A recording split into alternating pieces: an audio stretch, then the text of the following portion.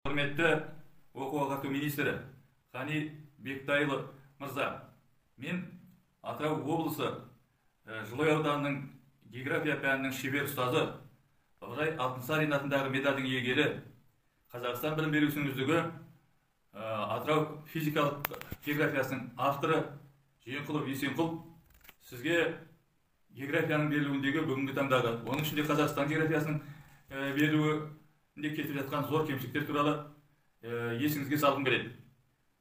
Енді география пәні бүгін таңда шиыршық әдісі кесірінен 5-ші, 6-ші, 7-ші, 9-ші, 10-ші, 11-ші кластарда белгілі бір 4-5 тақырыптың маңында ғана мәселелерді қамтып, жыл сайын қайталап оқытып отыр. Осыған байланысты көптеген берілуге тиісті білімдер берілмей қалып отыр.